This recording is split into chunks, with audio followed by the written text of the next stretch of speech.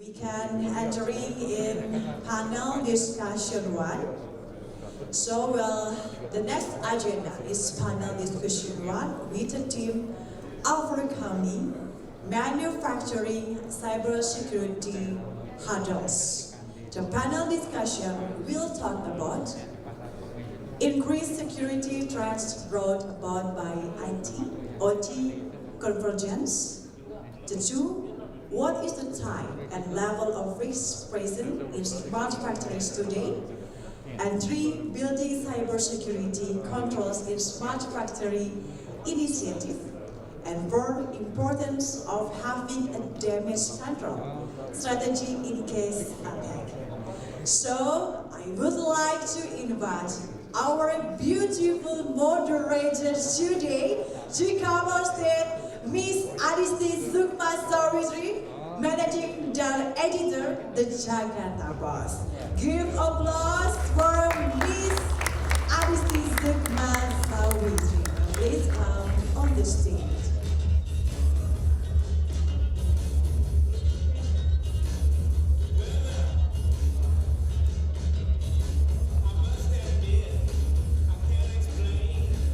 Okay, and then we have four great speakers today. I would like to invite Mr. Rainer Rinaldi as EIB, as a Chief of Digital Asset Committee, Kadin President, ID Open Tech Group, Republic of Indonesia. Please come on the stage. Okay. The next speakers, I would like to invite Mr. Dr. Pratama Persada as a Chairman Communication and Information System Security Research Center. Please come on the stage. Okay, still the two speakers, there is in the room. Okay, the next speakers, I would like to invite Mr. Wilbert Darmadi as a CIO Toyota Astra Motor. Give applause to Mr. Wilbert Darmadi.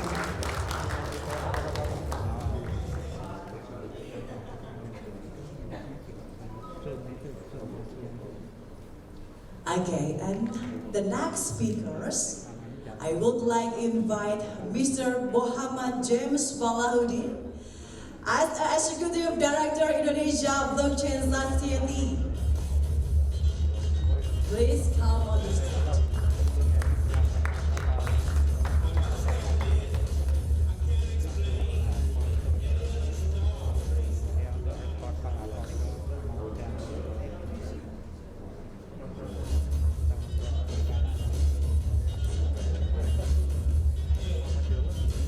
And the next speakers, I would like to invite Mr. Andang Nugroho as a President ISC2 Jakarta Chapter.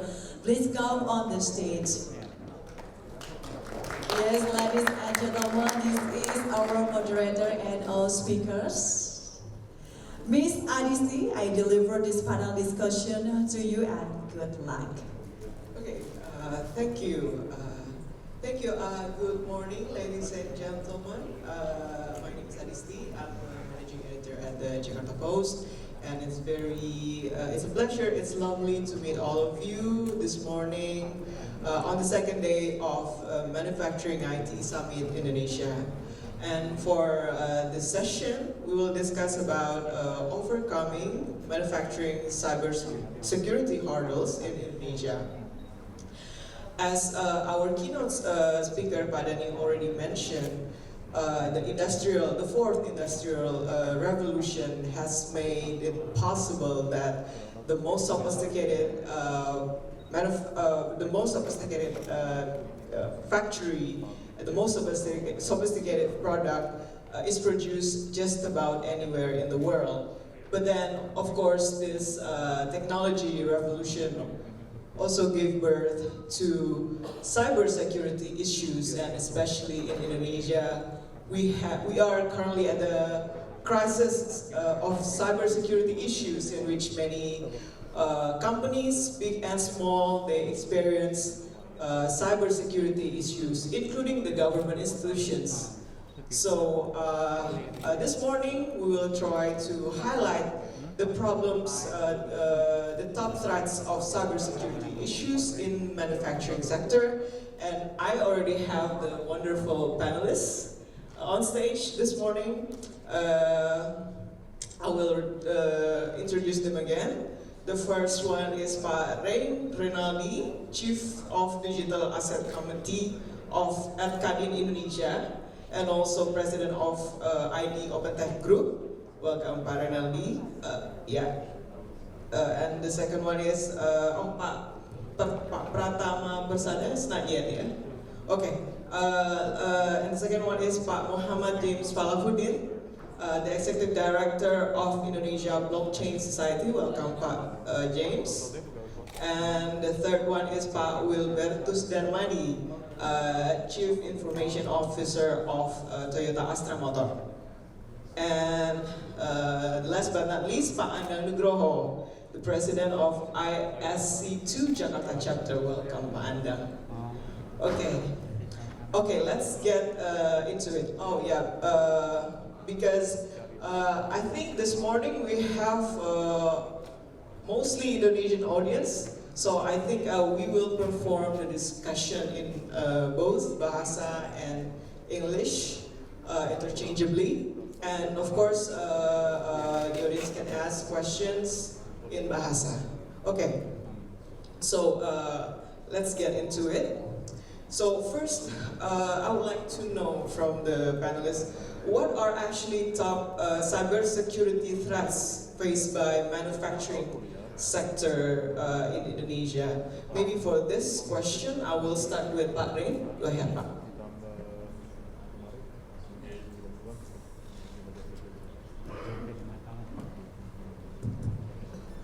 Good morning. Thank you for the opportunity. Basically for the top cyber threats in Indonesia, nowadays we know that data breach is still one of the biggest cyber threats, and then also that we know that about ransomware also. This is the biggest. And then, let me answer it as a story, because last week I just had an agreement of my company, and then with Kadin also, with the Samsung Gold. Samsung Gold is a gold extraction company. And then, because they told me about there's too many cyber threat, and then right now they start with the blockchain technology, because it can lower the risk for the threats events. And then and then right now we also dealing with the insider, because you can see that the data said that when they start to share our private data, and then it just make the company will get easier to be hacked by other hackers, something like that.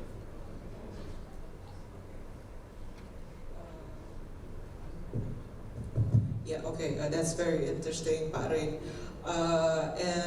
So actually it's quite similar with the type of cyber security issues in other sectors in Indonesia. Yes, this is very common. Okay, I will also ask to Pak Darmadi about this top cybersecurity threats, especially in big manufacturing companies in Indonesia.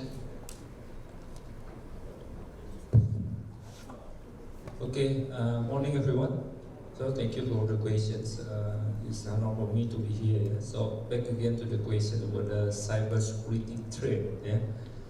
I Actually, I want to start what actually that make the manufacturing the big threat for the manufacturing from the cybersecurity. The answer only one from our perspective here. What can make our production stop? Very simple, eh? So because if we are talking the production stop in our industry, for example, we can say a lot of, it will impact to a lot of money.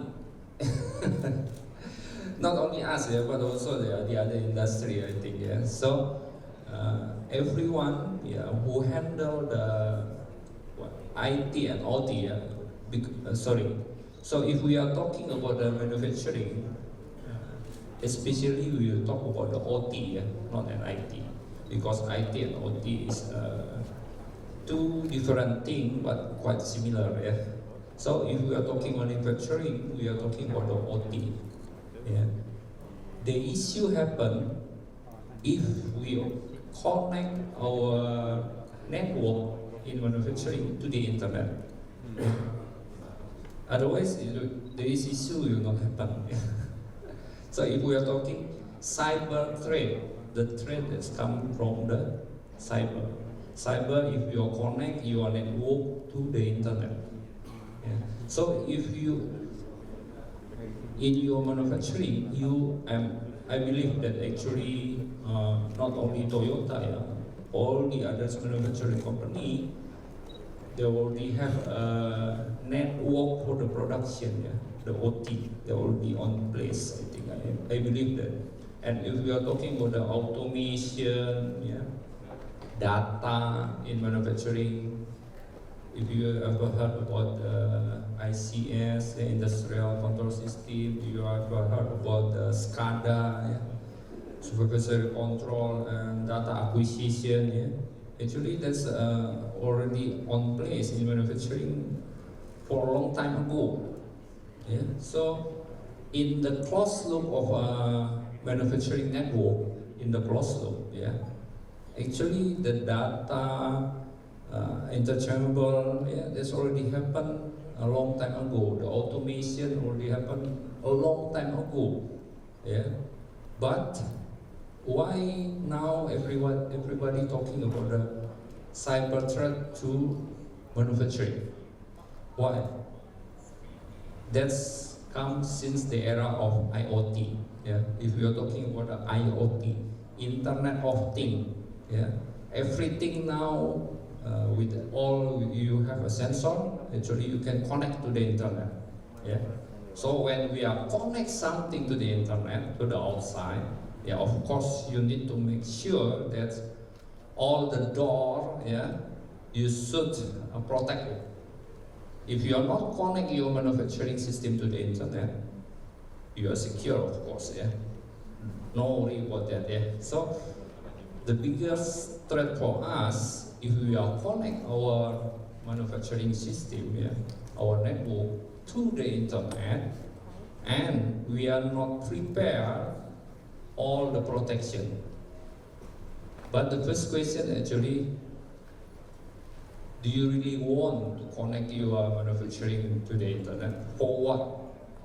Yeah, that the honest question that you should answer first. Yeah, if you handle the manufacturing. For my experience, from my perspective, yeah, why for manufacturing, yeah, we want to connect it to internet only to seeing to have a visualization, yeah, about our production of our one of our machine, for example. Yeah, we want to see how is the progress, yeah, the visualization, the output of the machine. Yeah, only that. Only to get the production visualizations. Yeah. We don't have intention to control one of the machine from the internet. Yeah, it's a very different if we are talking about the now home appliance. Yeah. Home appliance, they are very easy. For example, from your smartphone, you can turn on or turn off what the light at your home. Yeah, you can turn off or turn off your air air conditioner at your home. Yeah? So you expect to control the device, yeah, from the internet, through the internet. Yeah? But in manufacturing, we are never think about that. Yeah? So you are never think to control the machine, yeah, through the internet. What we are thinking to get the benefit from the internet only to have a visualization, the progress of one of the machine, yeah, this is running well or not, yeah, only that. So back again, is it what your needs have the benefit, yeah, versus the impact, yeah, if you connect it to the internet. So if you connect internet and you cannot handle that, yeah, of course, the biggest nightmare for us is the production stop. Where it's come from? From my perspective, ransomware. Right? Ransomware can make your production stop 1 day, 2 days. Yeah, depend on how worse the situation. Yeah. But if we are talking the ransomware, the question is from where the ransomware can be result in manufacturing. Yeah? Yeah, back again, you should notify how many doors that you open to the internet. So I think that's the simply things. Yeah. Okay, yeah, that's very interesting, Pak Darmadi. But yeah, so actually, internet brings the threat to the manufacturing system. But is it quite common in Indonesia already, Pak Rim, or Pak Darmadi?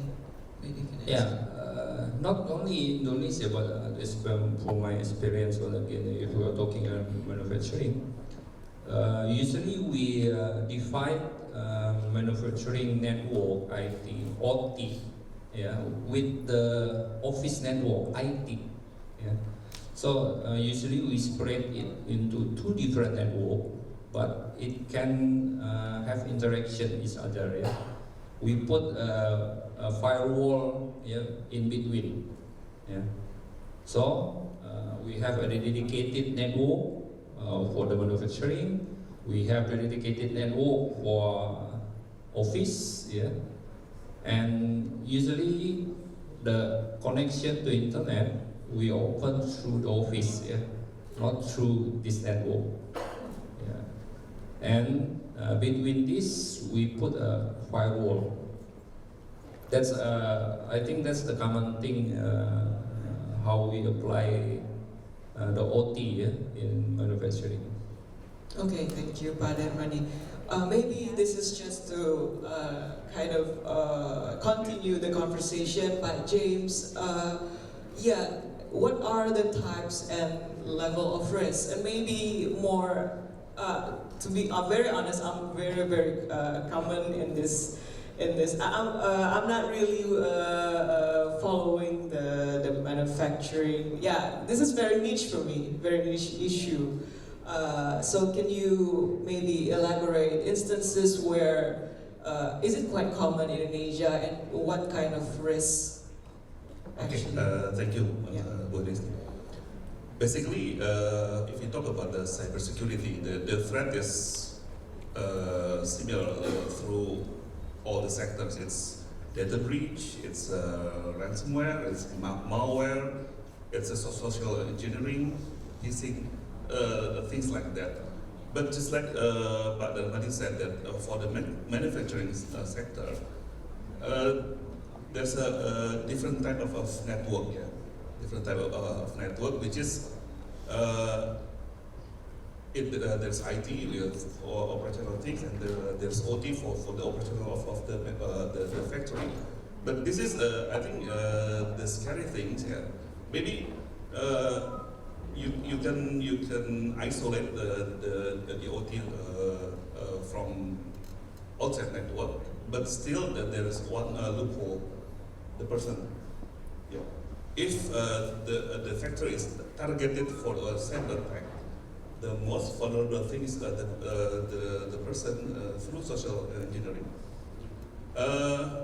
I attend like 5 years ago a hacker gathering in Singapore. There was one Russian hacker.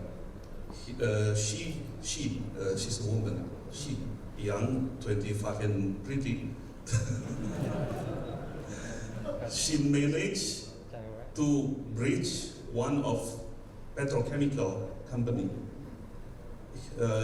She took over the SCADA, the ACS.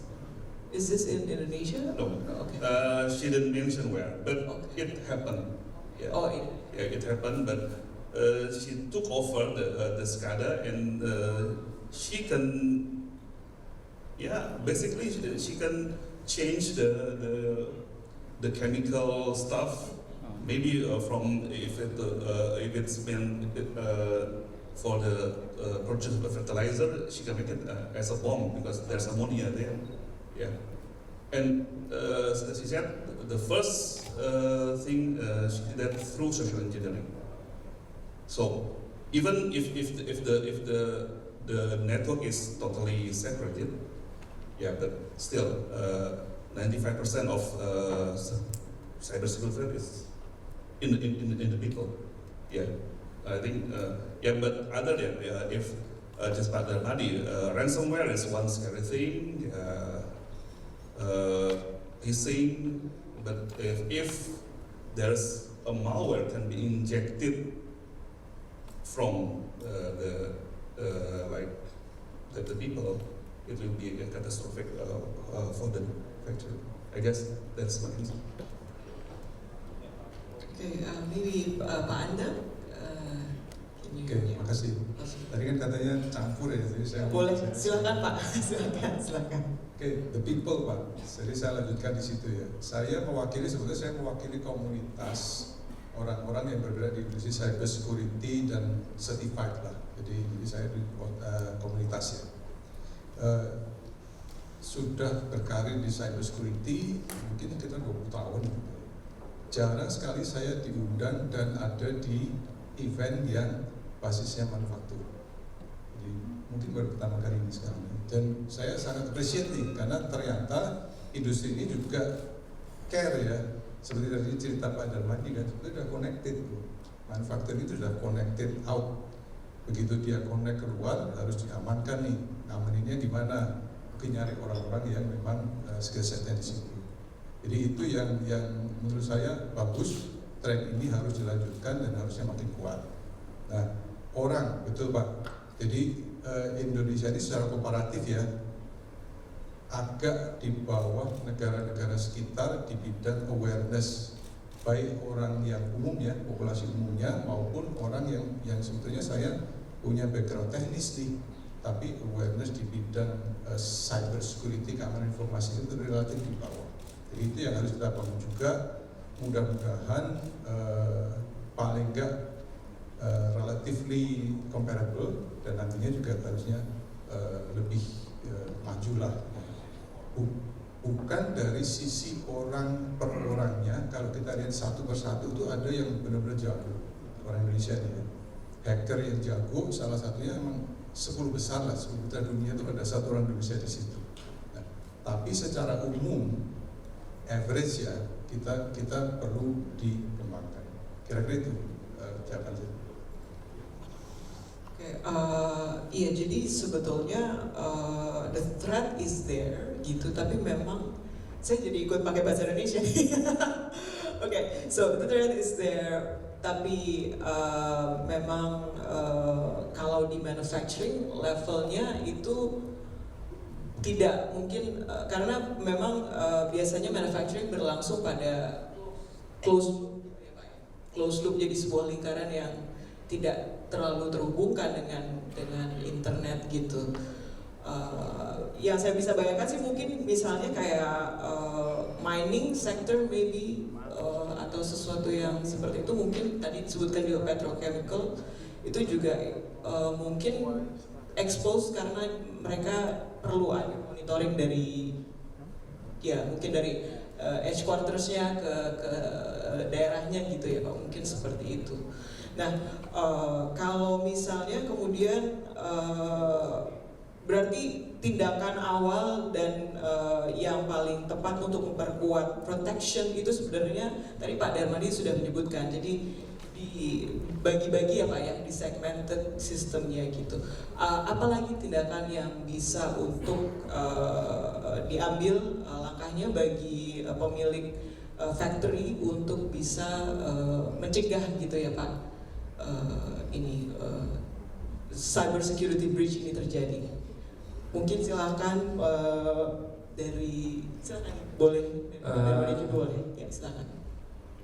Jadi bahasa ya, bahasa. Oke. Jadi seperti yang tadi saya sampaikan ya, jadi kita itu biasanya antara OT dan IT itu dua network terpisah dan bisa saling terintegrasi. Nah, tadi yang Pak Jem sebut bahwa ada yang bisa take control ya sampai mesinnya, itu biasanya yang isu-isu yang membuat production stop itu jarang sekali yang seperti itu, sangat jarang. Nah, biasanya yang terjadi apa? Masuknya dari IT. Nah, jadi masuknya dari IT ini kan gampang sekali lah ya, malware. Nah, cuman sekarang ini semua yang namanya production pasti sudah disupport oleh sistem dari IT. For example, ERP sistemnya, ya, ERP sistemnya itu ada di area IT. Pada saat ini stop, walaupun mesinnya tetap bisa produksi, tetap jalan, nggak ada isu ya. Kayak kita misalkan produksi mobil sih jalan aja gitu ya. Tapi apa? Distribusinya nggak akan jalan gitu. Terus apa? Iya. Dari manufacturing ke dealernya nggak akan jalan gitu. Kenapa? Karena itu ERP-nya udah kena. Nah, ERP itu ada di mana? Di sisi IT, gitu lah ya. Karena ini sekarang yang namanya apa? Distribusi semuanya itu kan udah nggak mungkin manual, gitu ya kan? Nah, karena ininya kena, ini membuat ini stop. Jadi ini saling berkorelasi, gitu loh. So how do we protect the ERP ini Pak? If it's really critical ya tadi sepertinya. So if we are talking about the ERP, we are talking about how we protect the IT ya, in the IT network. This is the same challenge for the most of us ya, for the everybody, for the every company in every industry ya. How we protect the IT. Yeah, we should apply series of the standard implementation.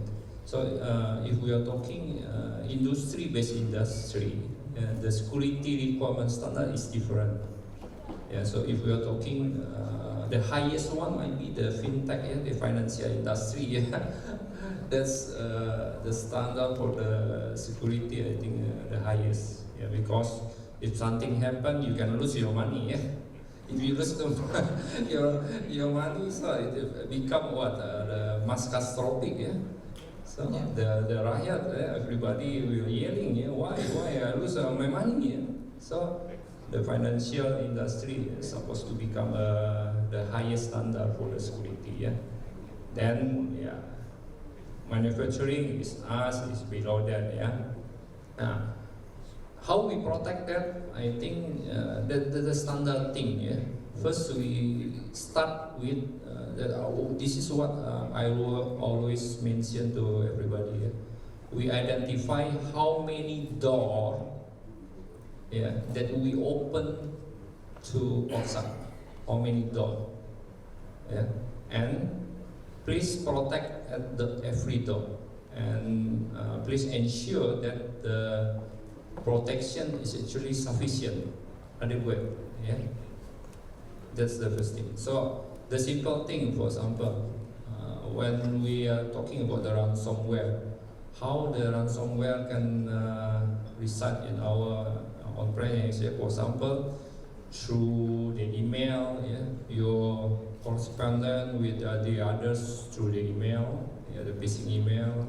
So you should have a kind of the email security. Then if you allow your employee to connect to the internet, to the website, yeah, you should have a web gateway, web security, yeah. That the third thing, for example, if you allow the USB port and every client device, yeah, if you allow the access of the USB port, yeah, you should have adequate what.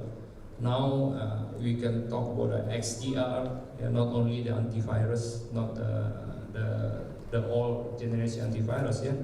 You should have XDR. Yeah, that's the 3 minimum standard, I think. For the firewall, of course, every company, I think already applied. They will have the firewall, and the firewall, the most important is a next generation firewall. Not the standard firewall, because standard firewall is not enough. Okay, so this is what the high level firewall. Okay, so we have Pak Darmani just explained about how a company can protect themselves from a cybersecurity breach, and maybe what can be done by the government to help companies, factories to protect their data, their operations. Maybe Pak Rain can jump into this.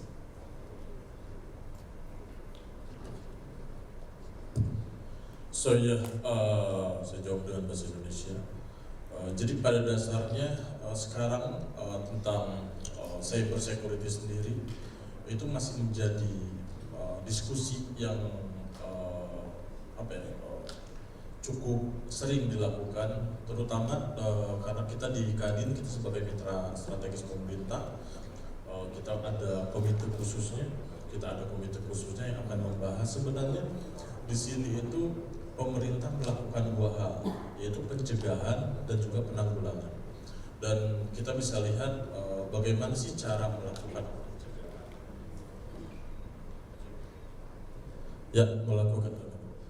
cara melakukan pencegahan.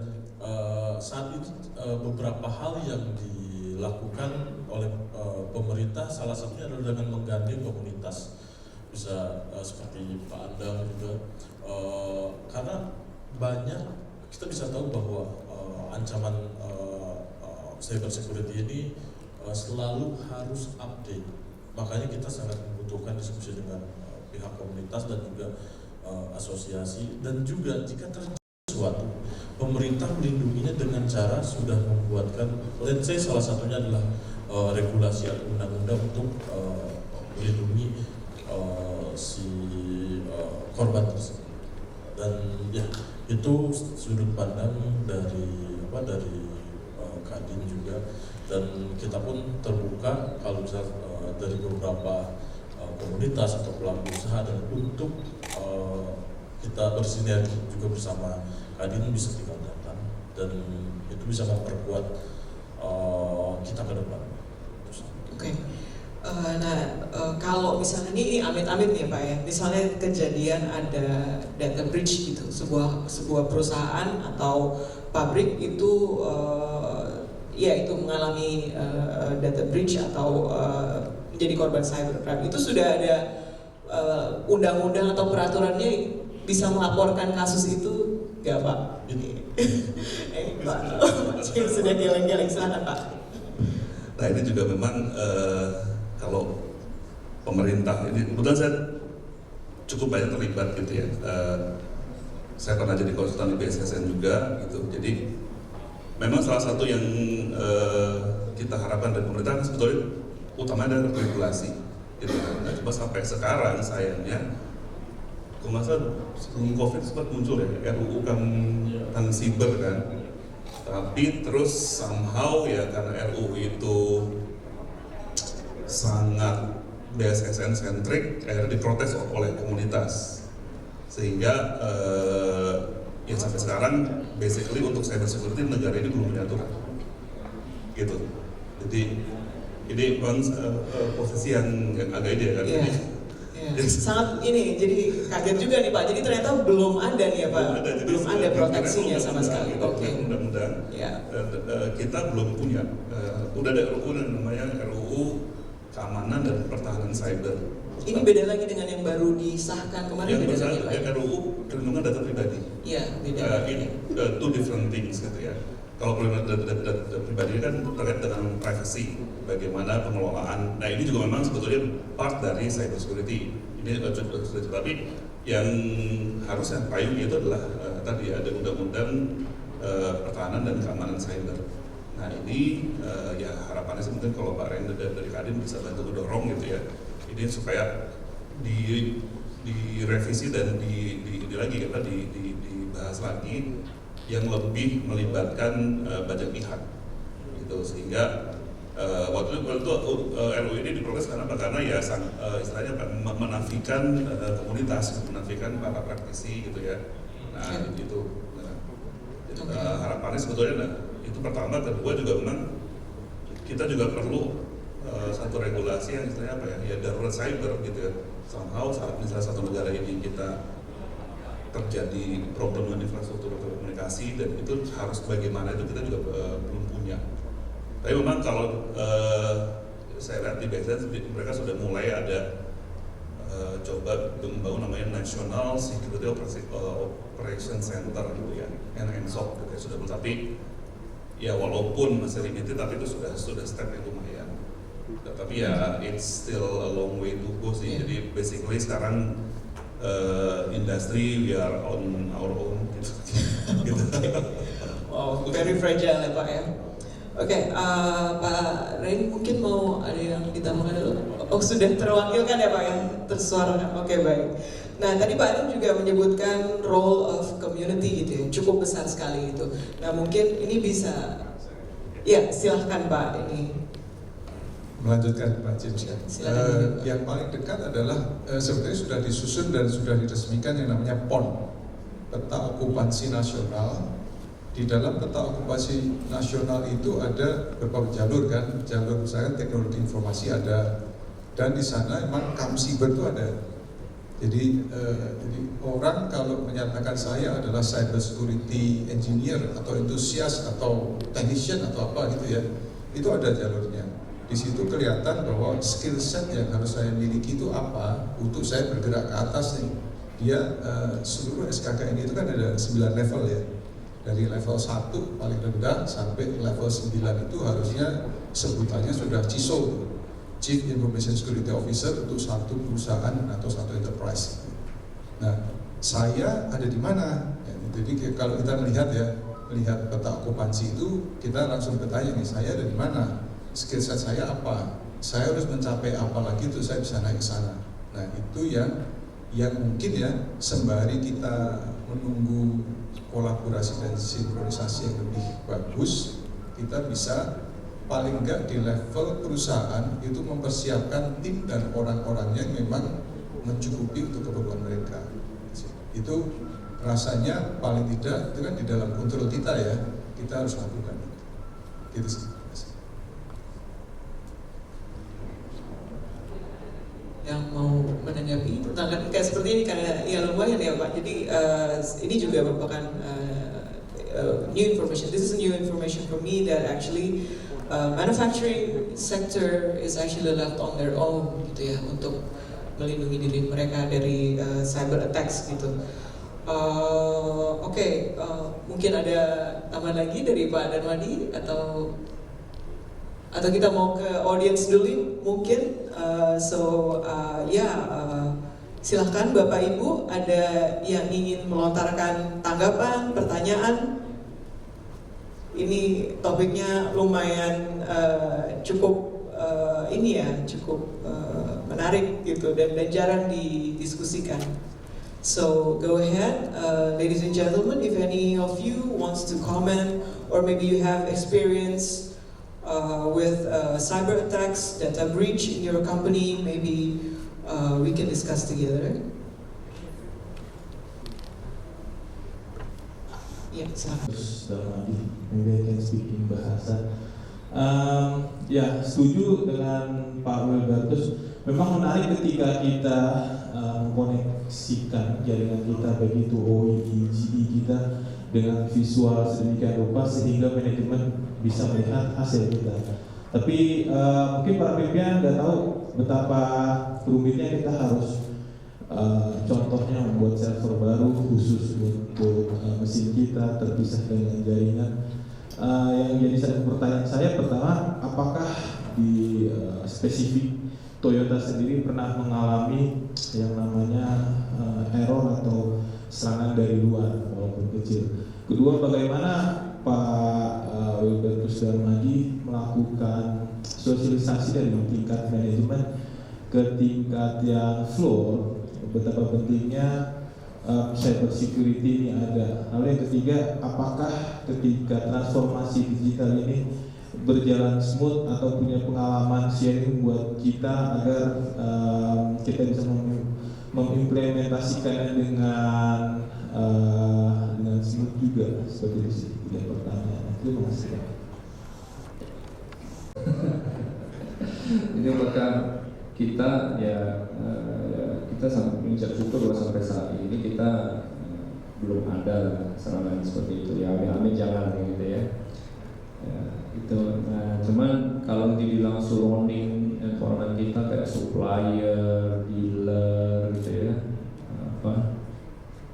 ya semua value chain kita itu pasti gitu ya kan, ada beberapa yang pernah kena dan pasti impact ke kita juga gitu. Nah, salah satu yang kita lakukan udah pasti pada saat kita ngomong security not only internal ya, tapi juga kita mencoba meng-encourage kita punya value chain ya, untuk juga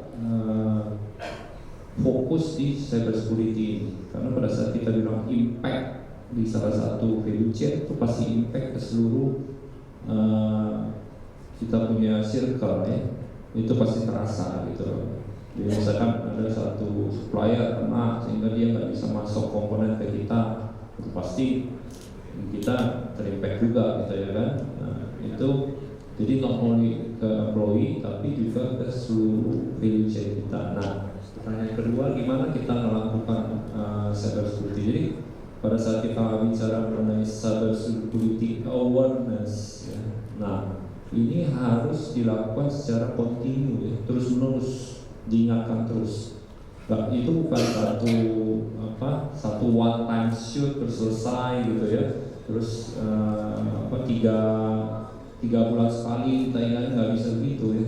Kita harus regular. Karena biasa kalau orang itu kan kalau diingatkan terus ya, pasti akhirnya tertanam di alam bawah sadar mereka gitu ya kan. Tapi kalau kita hanya melakukan awareness itu cuma 3 bulan sekali ya orang lupa gitu. Nah, awareness yang kita bisa lakukan pada saat kita ngomong employee, terutama di internal kita ya, the simple things. Kita start the simple things. Contohnya apa? Employee itu paling gampang, dia kan kemana-mana kita kasih yang namanya client device ya, apakah itu notebook, PC ataupun iPad, atau kita kasih ke mereka gitu ya kan. Nah, yang paling gampang masuk juga dari yang namanya endpoint gitu kan. Jadi walaupun kita sudah pasang series of protection ya, tadi seperti Pak James Pak Anam bilang, depend on people-nya juga gitu ya kan. Nah, kalau people-nya sendiri nggak aware ya, how to secure ya data everything in end client yang mereka pegang, itu juga menjadi salah satu challenge gitu.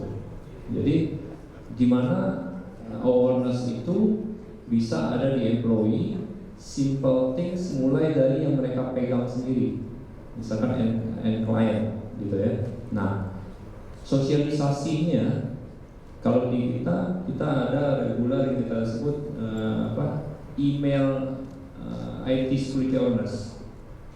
Jadi itu selalu rutin dikirim, diingatkan beberapa topik, misalkan apa?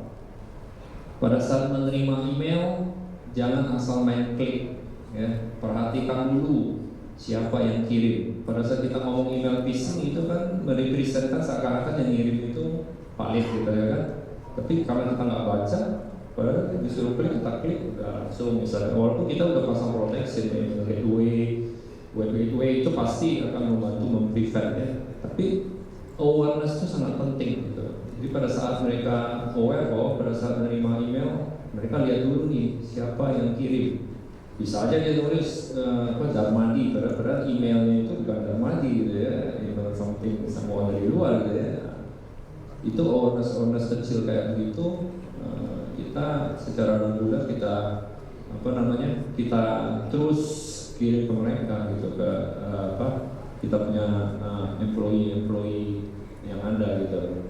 Nah balik ya harus dilakukan secara reguler dan kebetulan di kita cukup beruntung karena ya kita punya top level manajemen aware mengenai ini ya. Jadi biasanya orang itu kan top manajemen selalu kalau kita investasi security itu kan selalu mahal gitu ya. Apa sih ini gitu, mahal banget gitu. Iya, ROI selalu ROI gitu kan. Iya. Nggak bisa dipegang gitu kan? Nggak bisa dipegang kalau security itu ya. Jadi kalau aku selalu mulai dari ini impact-nya. Jadi ini kayak apa ya? Insurance kali ya. Jadi impact-nya seberapa besar terhadap bisnis kita pada saat sesuatu terjadi di kita gitu. Serangan cyber yang membuat bisnis stop atau apa gitu ya. Nah, impact yang gede ini itu worth it nggak yang kita protect dengan investment sekian ya seperti itu. Jadi mungkin mulainya dari sana karena kalau ngitung ROI nggak pasti enggak gitu loh. Nah, ya pasti nggak akan masuk karena security pasti mahal ya gitu ya. Nah mungkin dari kita itu ya yang kita bisa lakukan. Semoga menjawab.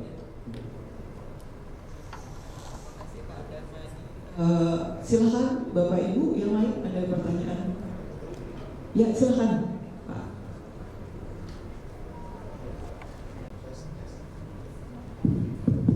Terima kasih. Selamat pagi semua. Menarik yang diinformasikan oleh Pak Darmadi ya. Kemudian perkenalkan saya Dede dari HPI. Ya beberapa tahun di bidang industri gitu. Pengalaman saya persis banget dengan Pak Darmadi bahwa saya setuju manufacturing network it is isolated gitu. Nah, kami menghadapi dilema Pak saat ini, di mana hampir semua bisnis software yang dulunya mungkin belum masuk ke manufacturing ya, sekarang yang kita pakai manufacturing pun sudah cloud based. Nah ini yang jadi masalah kita. Kami sudah lama seperti Pak bilang dari zaman dulu menerapkan kalau di manufacturing itu ya isolated, bahkan networknya berbeda dengan office network gitu. Nah sekarang trennya cloud based, dimana mungkin buat pengembang ya, buat businessman mungkin itu lebih mudah, lebih scalable dan lain-lain. Nah kita menanggapi ini gimana Pak? Karena kita kalau bertahan di konvensional terus juga akan left behind gitu pada akhirnya. Itu gimana? Thank you. Kalau dari kita selalu melihat dari benefitnya ya.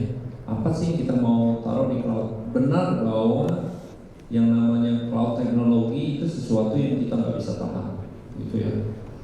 Semua akan going to the cloud. Semua prinsipal sekarang itu hampir semua services or produk mereka cloud based dan itu semua subscription, semua going ke sana gitu, sebagian besar gitu ya. Nah, tapi pada saat kita ngomong cloud ya, ini public cloud atau kita ngomong itu private cloud ya, itu dua hal yang berbeda gitu ya. Nah, pada saat kita bilang kita mau pertama yang kita mau taruh di cloud itu apa sih gitu ya. Nah, manufacturing itu biasanya kan produsernya itu yang main di sana juga pemain-pemain lama ya. Pemain-pemain lama ya kayak Schneider, Mitsubishi, Omron, apa ya.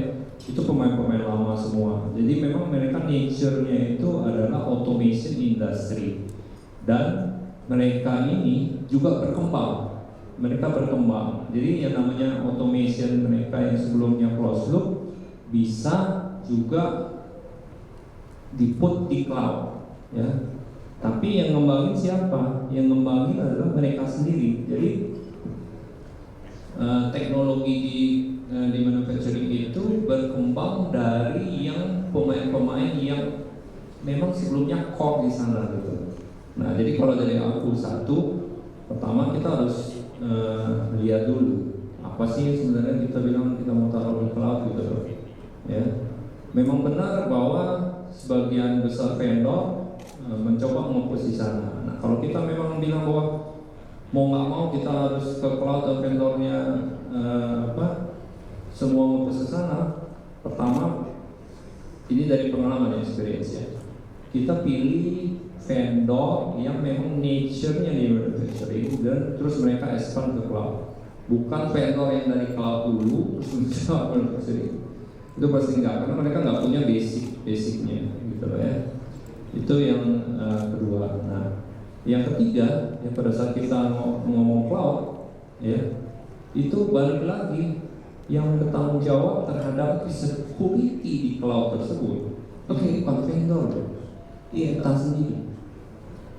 Pak Darmadi, thank you so Yeah. much.